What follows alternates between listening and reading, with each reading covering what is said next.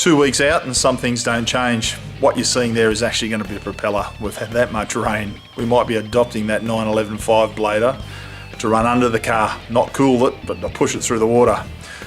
We're going through a few floods at the moment, so hopefully Lake Ghia will be open for us. But in the meantime, as per usual, 2 weeks out from the race and we still don't have a motor together. So on the bench is a jigsaw puzzle. So we're currently putting together a 2.7.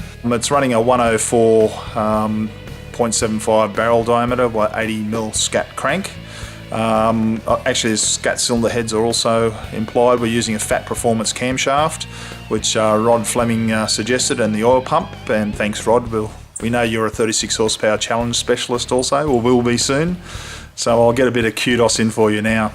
We've also got a new sponsor on board, Liqui Oil, which is a German oil company, and we're hoping to use their product in these motors. So we're going to test it out and see how really good the product is.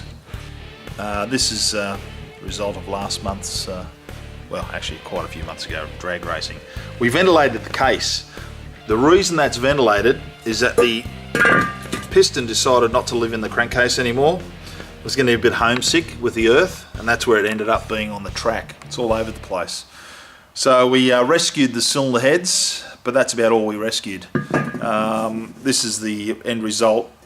These really burn well in bonfires, make a nice molten mess.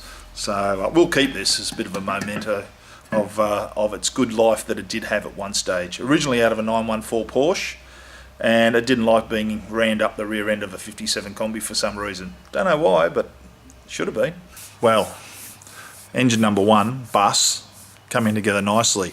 Engine number 2, Karmann Ghia, the 2.3. We thought it was a pretty healthy motor until we pulled the valve covers off for its routine checkout, and we noticed a couple of valves starting to be chewed up at the ends. Then we looked a bit further and found that the camshaft lobe on one cylinder decided to, one lobe started to disappear.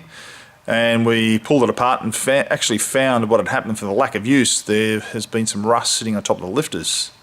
And what those pitting marks had done was obviously wear the cam out very quickly. So salt's pretty corrosive stuff. So just even the salt air, I think, because we washed it and we really didn't use this car for quite a while. So we've had a little bit of a rethink on storing our engines from this point on after the salt. Because it's a silent eater. It just eats away. Even if you're not there, it just eats it away. So salt is really, really hard stuff. Secrets revealed. You know, a lot of people say, you know, the secrets are inside the engine, but for this one here, I'm afraid the secret is out. She a no-go. So we've been fortunate enough to have a spare camshaft in stock, which is a K8. We've gone from a FK89 down to a K8. It's a little bit smaller, but again, we're still trying to reach for the, the high RPM and the torque, so we can get the wheels turning and try and get more than 127 miles. Got to get the 130 cap. Burley, 130 cap. Bring one over with you. I could tell you there's a couple of heads on the ground. I feel like kicking a few heads in. I could tell you the Karmann Ghia, it's going to be a touch and go situation here. We've damaged a couple of titanium valves. Hopefully we can get a few of those bits and pieces together before we go in less than 2 weeks. So bear in mind, this has got to be put together, put in the car, tested, dynoed, get ready and go. And I've got to work in the meantime, so this is really going to be a test. So sleep was something I used to have. A square head or level head was something I used to have. And I suppose enthusiasm for going out the salt, I still got.